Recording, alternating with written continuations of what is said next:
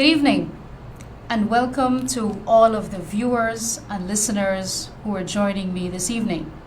I'm very pleased to be back with you this Wednesday evening for Making the Case. For those of you who are watching at home on MTV, welcome and thank you for allowing me to come into your homes this evening for us to discuss a lot of the events and all that is taking place in our country, or the events in the news, the work of the government, the lack of work in the opposition, and the general state of affairs in our country. Let me welcome also our Facebook viewers, and for those of you who are joining me on my Facebook page or on the People's Progressive Party civic page or the Vice President's page, please like the page and please share this live so that we can reach our Guyanese brothers and sisters wherever they are, whether they're in Guyana, whether they are in the Caribbean, in the region, in North America, in Europe, wherever they are. Let us reach them, the Guyanese or whomever is watching, to see what is taking place in our country. Because as you know, the interest is there. A lot of people around the world are looking at Guyana and they are intrigued by the developments that have been taking place here. You know, a lot of people became interested in 2020 due to the election saga, and a little before that in 2019 when we became an oil producing country, or perhaps even before in 2015 when oil was discovered. And so Guyana has been known for good things and bad things, like the election saga and the 5 months wait for the official declaration of the results. But we are on a pathway now where we are only going to be known for the great things that our government is doing, and where we're going to be known for one of the countries that will see its people and its country undergo major transformation and visible transformation in the lives of people. And that is ultimately what we aim for and strive for as your government, a government of the people, and a government who will work night and day to ensure that the lives of ordinary people, the lives of all Guyanese, are transformed, and that people are given equal opportunity for them to improve themselves, improve their capability, their education, to ensure that they have good health care, a good solid healthcare system, that people have access to land ownership and economic opportunities and job opportunities for their own upliftment. We will be there to help our people as long as we need to be, but our goal is to ensure that our people can stand on their own 2 feet, can be independent, can achieve financial independence, and that they are ultimately in charge of their own futures. And the future is bright for Guyana, and the future is bright for Guyanese. So for those of you who have not clicked that share button yet, please go ahead and do so now. Let me also take this opportunity to say good evening to those who are listening to me on Freedom Radio. I have not forgotten our listeners on the radio. Now, we are in a significant time of the year. This happened last year and now this year. It so happens to coincide that our 3 main religions, Christians, Hindus, and Muslims, we are all now in a period of fasting. So Lent began a few weeks ago and will end as we get close to Holy Week, the week before Easter. So the Christians are fasting for 40 days during the Lenten period. And then today, our Hindu brothers and sisters started to observe Navratri. And then this evening, it was announced by the CIOG that the moon was spotted and that tomorrow Ramadan begins. So let me also wish our Muslim brothers and sisters a Ramadan Mubarak. So it is truly marvelous to live in a country that has 6 people, a multicultural society, multiracial, multi-religious society that is tolerant, and where we see the beauty in our diversity. And we have the 3 main religions in our country all observing a period of fasting, a period of renewal, giving each of us the opportunity to deprive ourselves of human desires, a period where we can reflect on our God, and a period where we can be very generous, that we can think about the less fortunate, and that we can be even more generous in sharing our wealth, sharing our food, our resources, but also a period where we can be less angry and we can be kinder and more considerate towards each other. And so I wish all Guyanese a blessed Lent, Navratri, and Ramadan. Now, turning our attention to the politics, yesterday we observed International Day for the elimination of racial discrimination.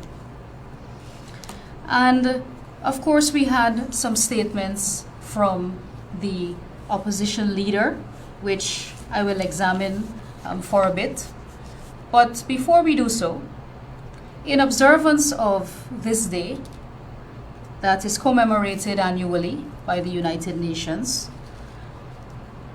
the President, Prime Minister, and all of the ministers of the government made statements in observance, of course, of the International Day for Elimination of Racial Discrimination. And similarly, Norton made his comments. So I was quoted, of course, there was a video that was put out, and I saw today that one of my comments was picked out by Rickford Burke.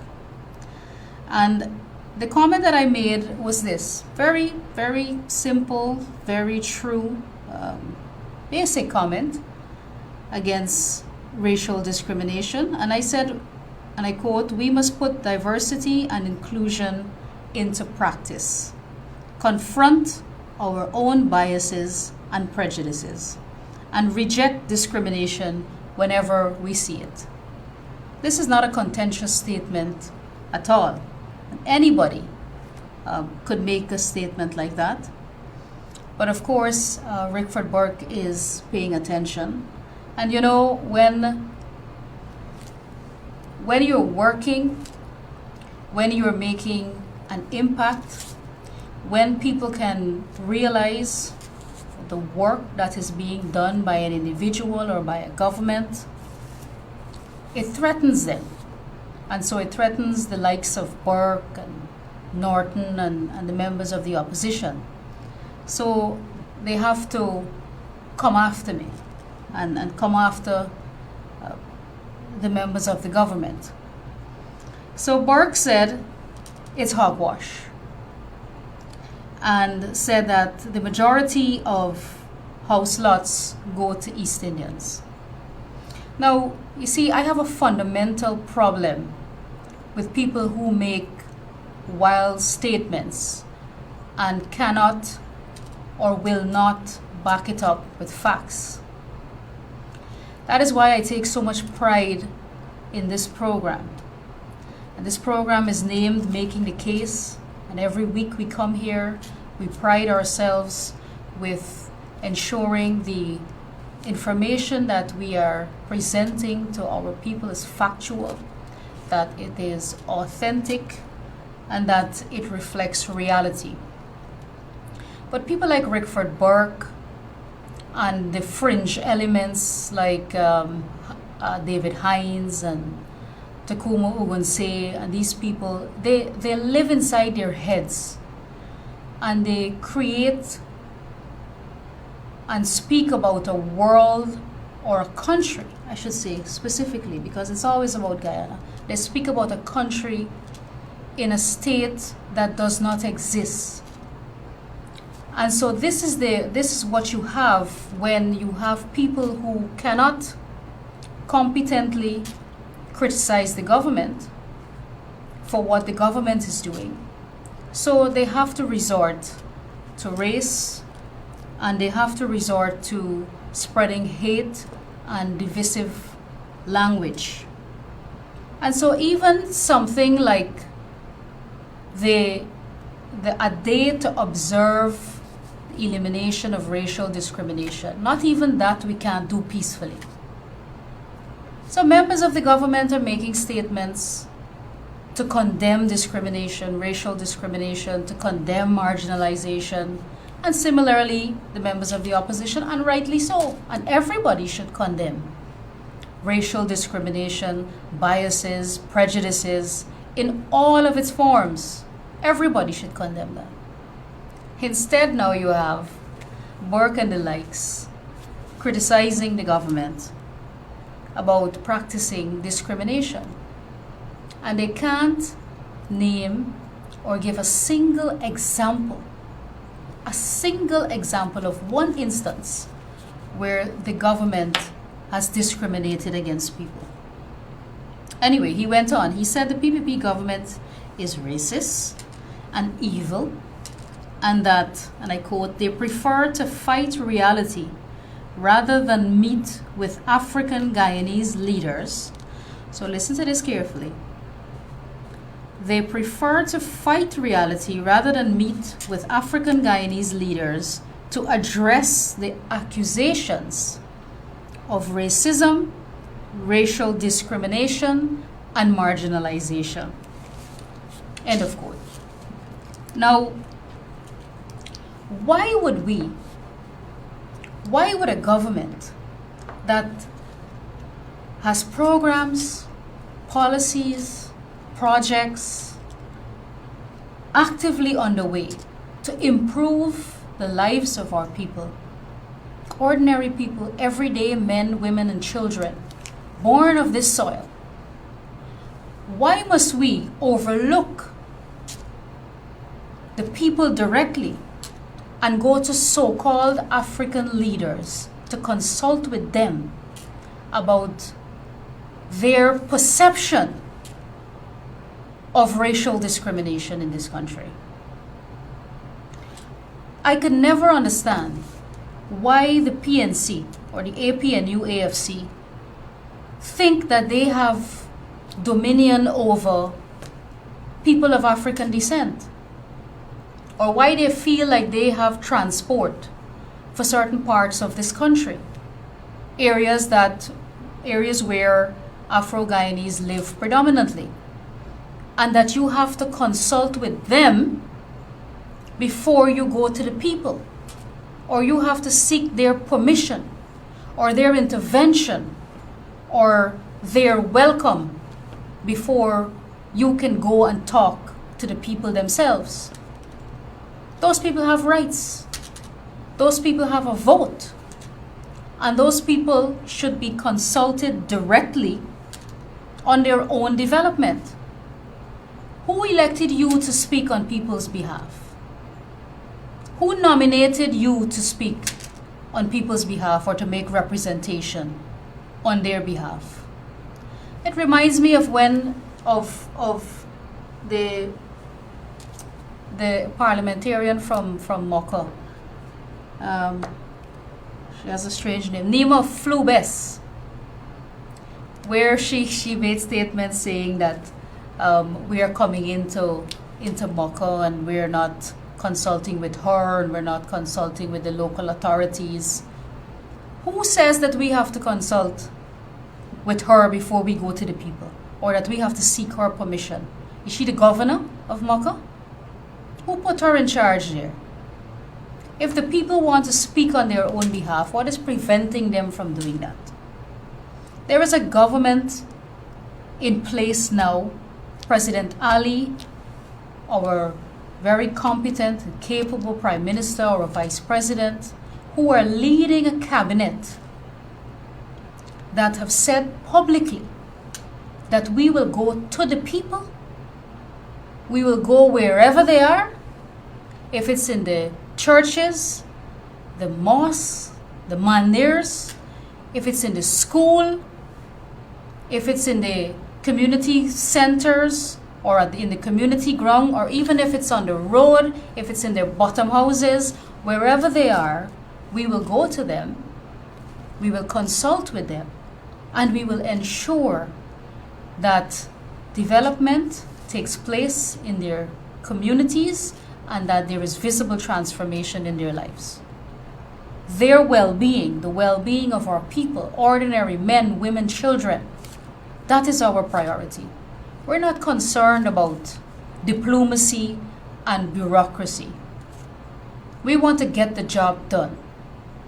We want to get the work done, get our programs out there, ensure that our projects are implemented, ensuring that our vision is clear, that we lay out this vision for the people, that there is buy-in, we treat them as stakeholders, we consult with them for their feedback and for improvement in our policies and programs, and ultimately we cooperate with each other so that we can move this country forward. We're only concerned with development. We're not concerned with bureaucracy and who has to go to who and where, which hierarchy or which level of administration we should go to consult with before we speak to Afro-Guyanese.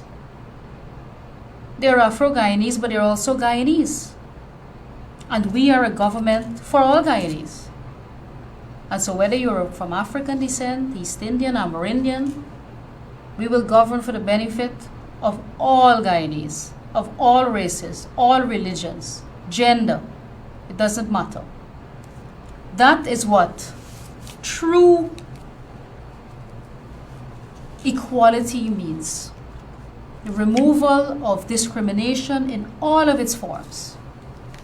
You know, sometimes when the opposition speaks, you think there is just one race in Guyana. So I don't know how they want to lead a country that is multiracial, multi-ethnic, it's made up of different religions. I don't know how they expect to lead a country, but they're stuck on one topic all the time. They talk about race all the time. And then they're the ones pointing fingers and accusing the government, People's Progressive Party Civic, of discrimination. But ask them for a single example.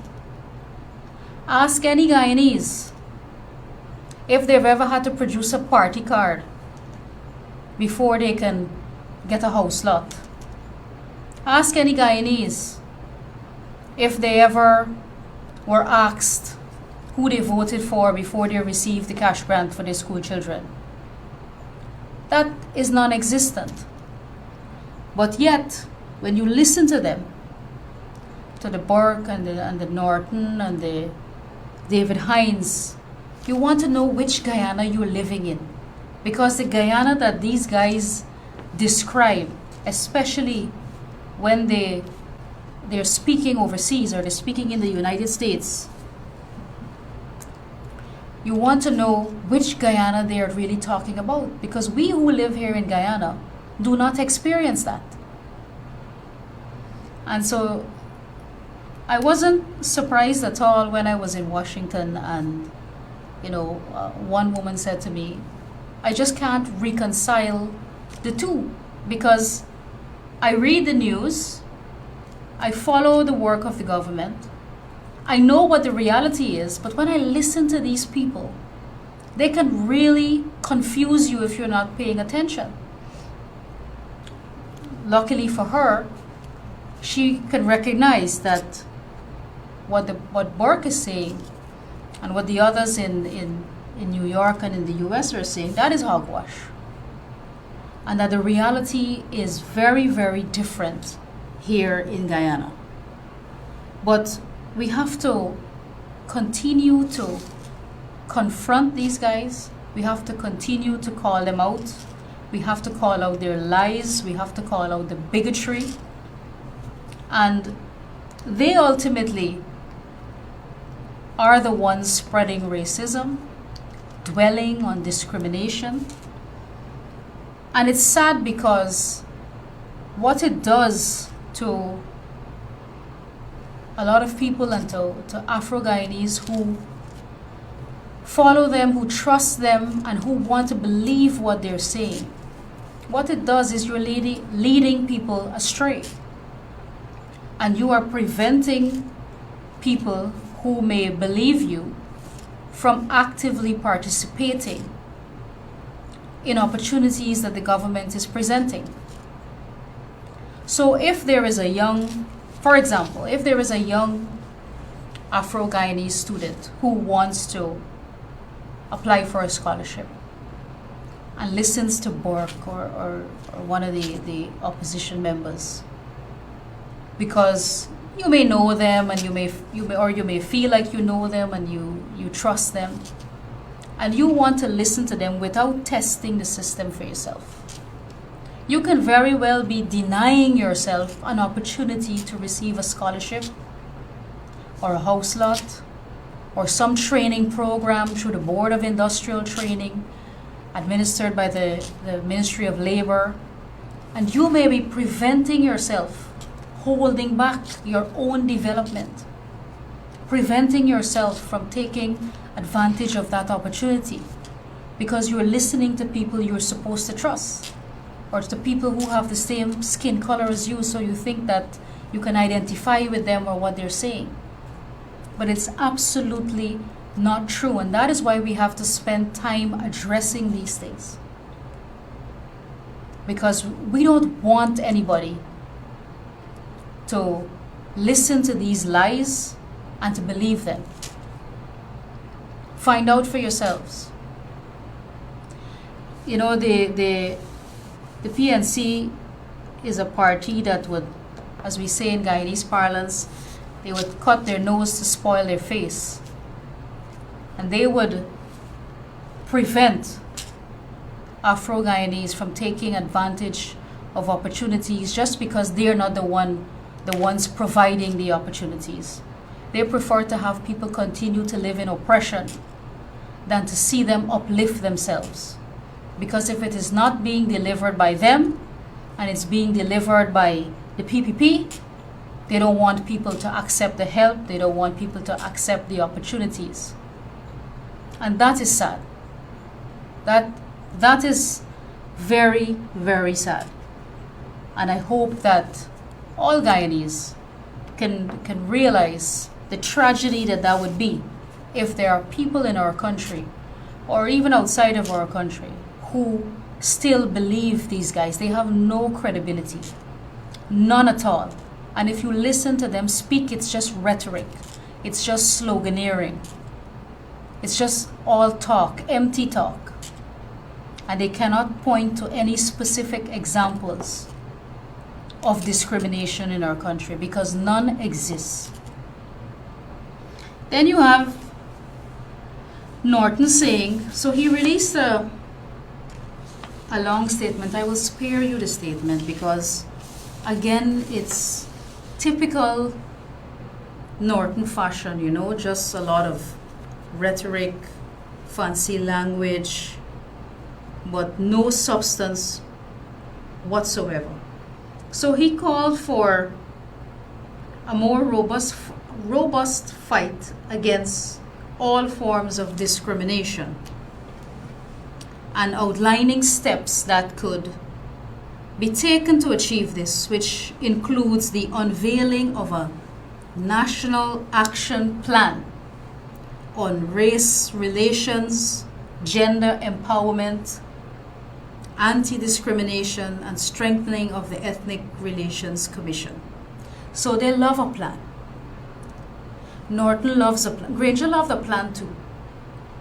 They love to talk about a plan. They love to talk about strategies, programs. They talk about 10-point plan and 15-point plan. And none of it has verbs. So you know verbs are action words. None of it talks about describing any action or describing any real policy on how to achieve anything. They talk about the goal.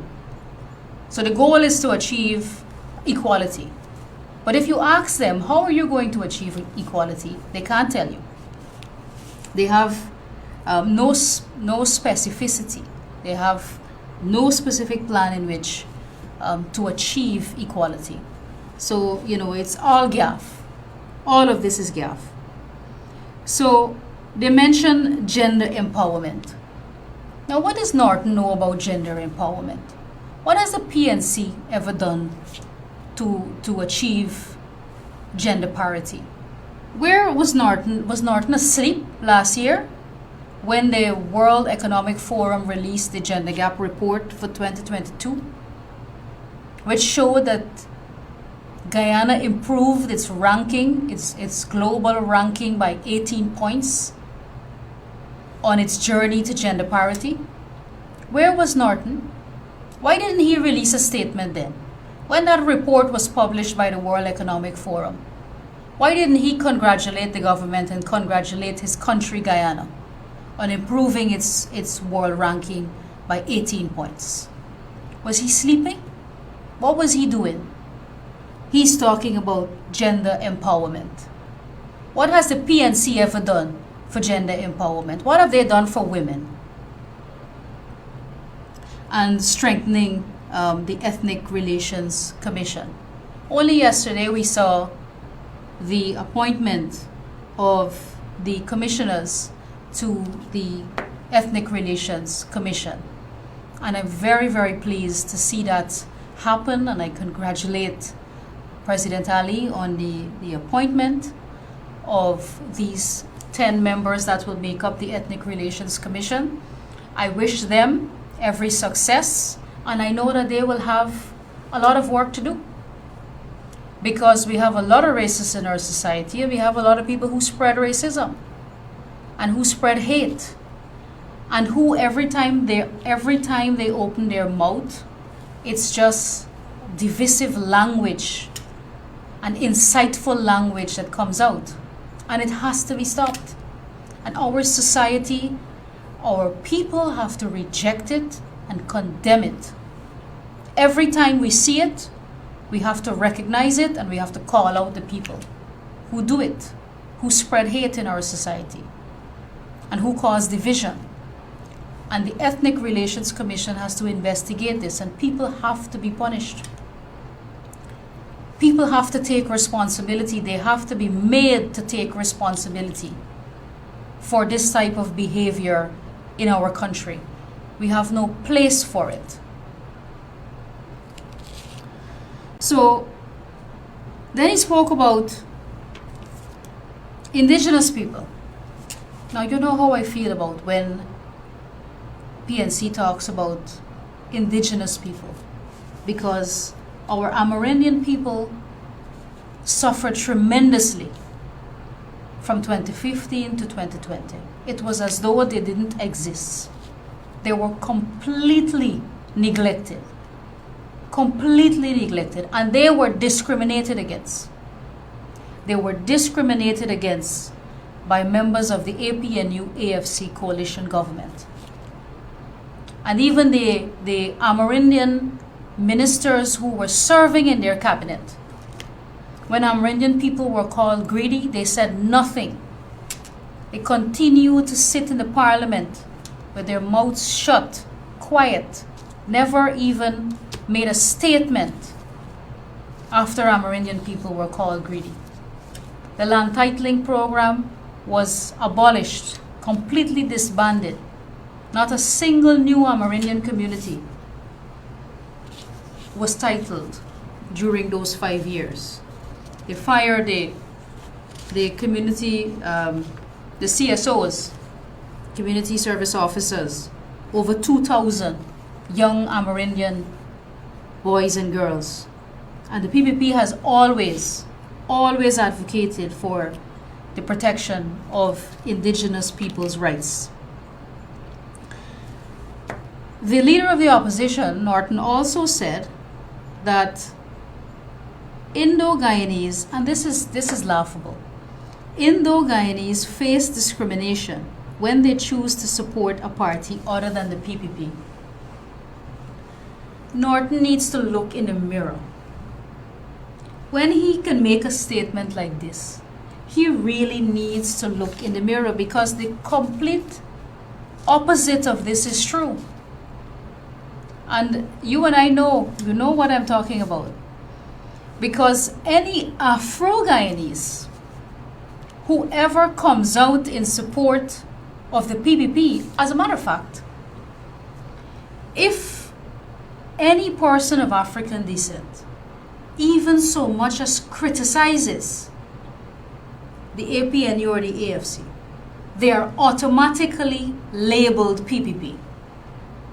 You don't even have to come out in support of the PPP. The moment you criticize a member of the opposition, or you criticize the PNC or the APNU, you are automatically labeled PPP. So you're not supposed to speak out. You're not supposed to criticize that party. You're not supposed to criticize the opposition. So there's no freedom of speech, there's no freedom of expression, there's no right to criticize. You are supposed to be aligned with them and have allegiance to the party simply because of your race. That is what they expect from Afro-Guyanese. And so when I saw this, I just burst out laughing, because the complete opposite of this is true. So much less when they come out in full support of the PPP, they are called all kinds of names. It's always extremely difficult for an Afro-Guyanese to be a member of the People's Progressive Party Civic, because the members of the opposition or members of the PNC always are so harsh in their criticism of Afro-Guyanese who support the PPP. But what are people supporting?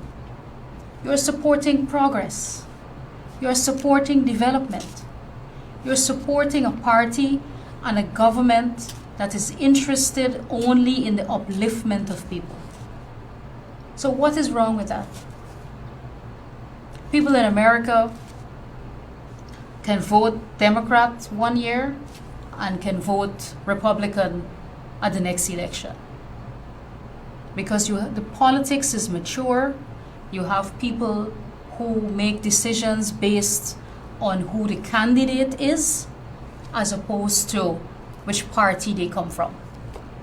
People vote on issues, and depending on the platform or the range of issues that a particular candidate outlines, and if that is ranking in priority of the issues that you think are important to you or important to your country, that's what you vote for.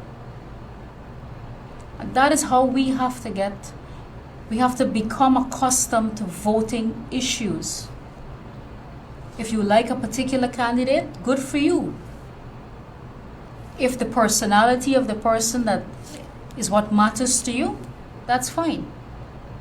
If it's the issue that affecting you and you believe that there is a party that can address this issue for you, on your behalf, on your family's behalf, that's where you should put your vote.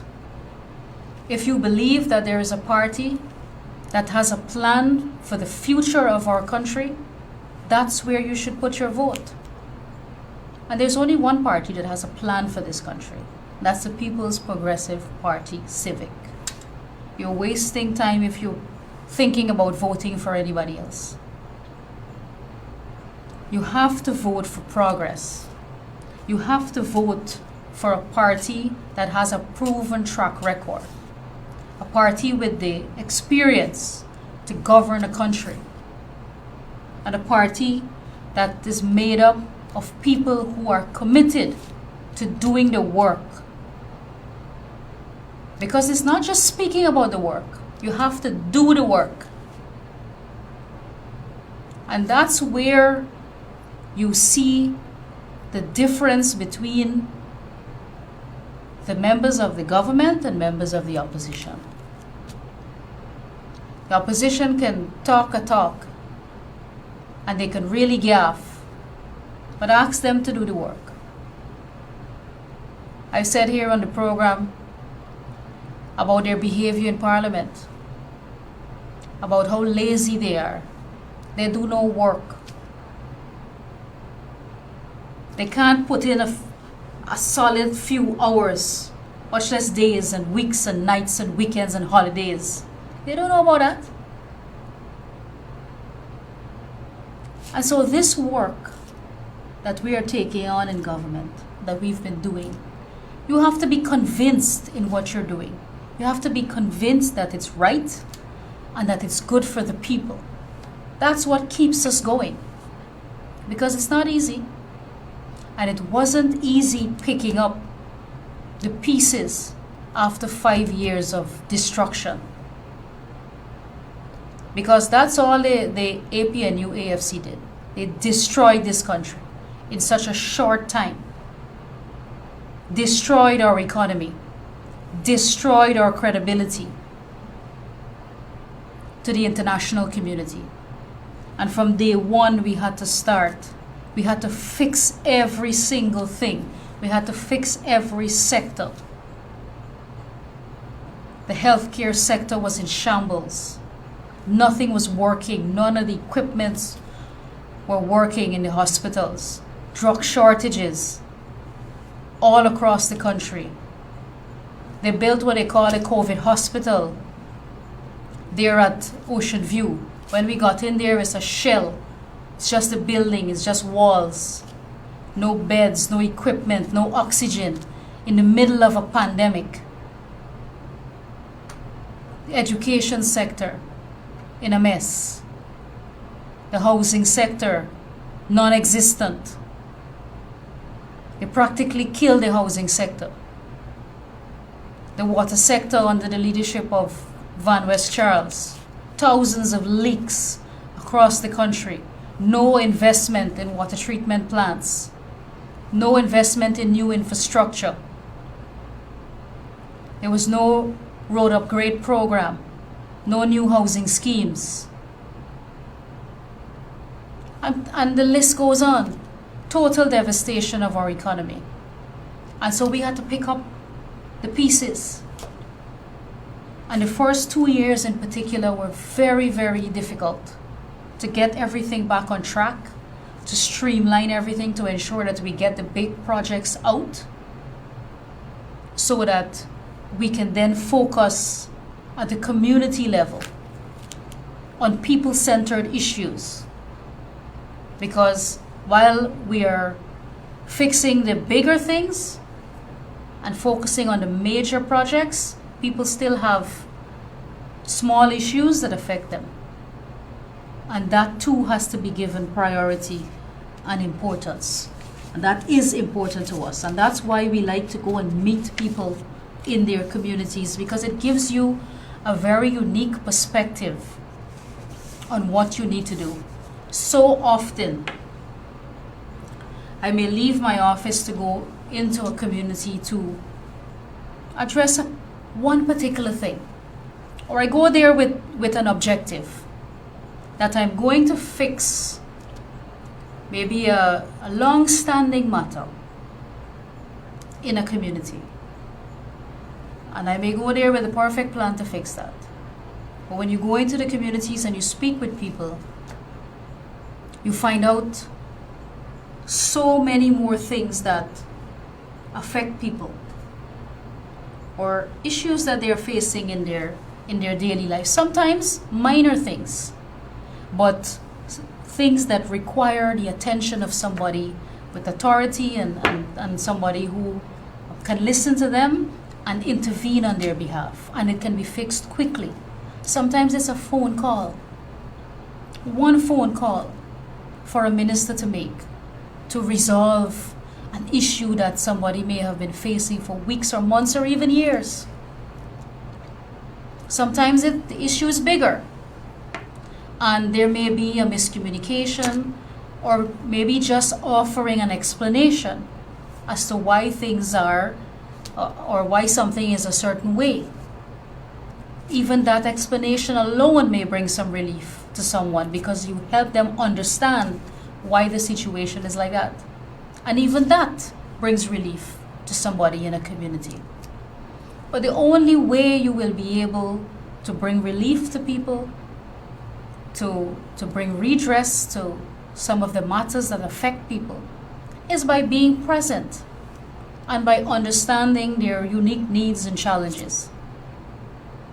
And that is why I'm very grateful to President Ali for giving us this additional mandate to go into communities and to lead a people-centered administration. It's very, very important, and I've seen the results of it. And I've seen how much it means to people to have their leaders in their communities sitting under their bottom houses, sitting in their living rooms, where they can feel free to speak to you and to express themselves. Because if they come in the office setting, some people feel intimidated, they shake, they're nervous, they forget what they came to talk about. And so it's always a great feeling when you can meet people where they are and you can help them to resolve their issues. There was a team that was here, I believe it was last week, the congressional team from the United States, and they were so impressed by the members of the cabinet. We had a great meeting. We had a working lunch with them at State House, and they couldn't help but there was tremendous compliments to the president and to cabinet members, and there was a lot of interest in the housing sector, and there was a lot of interest in trade, and they commented about how much they were impressed with the diversity of the cabinet. And so we had a very, very fruitful engagement with them, and we made the point to them, of which I was just speaking, with the delivery of services from the government. It's not only that we have implemented policies which will see people's well-being being given importance, or the transformation of people's lives and the upliftment of people.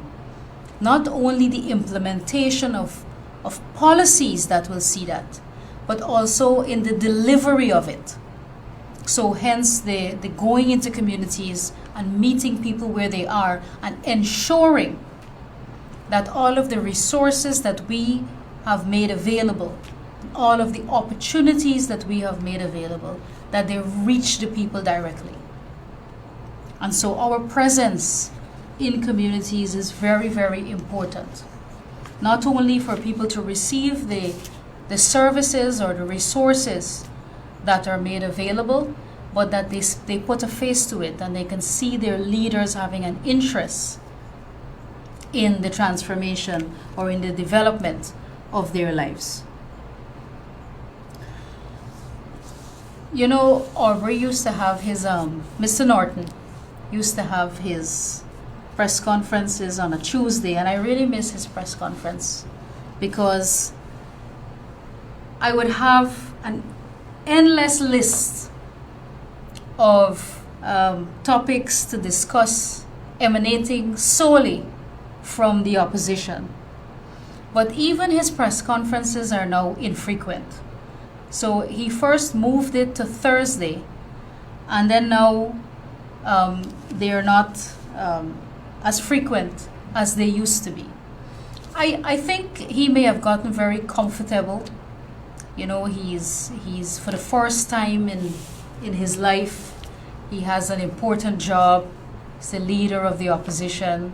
You know, he has a very attractive salary and a good package as leader of the opposition. He has a lot of perks. So he and you know, it makes him feel very important. He's an important guy now, you know. And he may have settled into this role. And I think he likes being the leader of the opposition. And so we don't hear from him at all. We don't hear from the leader of the opposition. They're so quiet. And the funny thing is, we're only months away from local government elections. And if you will go on the opposition page, you're wondering what's going on, because they're just not active at all. So they may have settled into their role, and they may have resolved themselves that they're going to be in opposition for a very, very long time. They may have conceded the local government elections 2023 already, because I don't see any enthusiasm on their part. I don't see them doing any work. They're very, very quiet. The opposition leader and all of the members of the opposition are very, very quiet. So if it is that they are looking to the government to do something for them to suddenly activate themselves, then they're going to be waiting a very, very long time. And we know that they on their own have nothing to produce to offer the people of our country. So we won't be hearing much from them between now and the elections. So I don't know how they expect to gain support at the local government elections. But we are proceeding full steam ahead. We are looking forward very much to the local government elections, and we are encouraging people to turn out in your numbers and let us send a very strong message to the opposition. Let them know that democracy is very much alive and strong. Our local democracy is alive, and that we are voting for progress. And especially in the city of Georgetown, at the mayor and city council, I am very much looking forward to increasing our representation at the mayor and city council. So I'm asking people, if you are fed up of the way the city has been managed for over 50 years under the PNC, now is the time to change it. Now is the time to ensure that the PPP wins the city of Georgetown. So not only increase our seats or our councillors at the council, but we are looking to win Georgetown. And so people might say, you know, we're not there yet, but I believe that we can do it.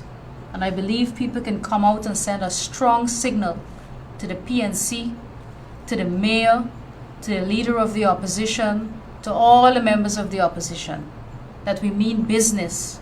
We need to send a strong message that we're sick and tired of the way the city has been run under the leadership of the PNC, and we want a change. And you're not voting for a government in which you're not sure what you will get. The People's Progressive Party Civic is in government from 2020, and you have been seeing, the people of our country has been seeing every single day progress under our government. And the same will continue if we are given an opportunity to control the city, Georgetown can be transformed just in the same way the rest of the country is being transformed. And so we need your vote to get that done. And we can do it together. So a lot of people are coming out and endorsing our party. Mr. Mohammed from Mohammed's Enterprise is contesting the local elections. And I believe that himself and many other people, and there are many more candidates who will come out soon, and you will be shocked of the people who will endorse our party and the people who are coming forward to work with us, because people know that there is a government that they can work with. They know that they have leadership now in President Ali, and there is a government in place that is interested in people's development. And that's why people are unafraid to come out in support of the government.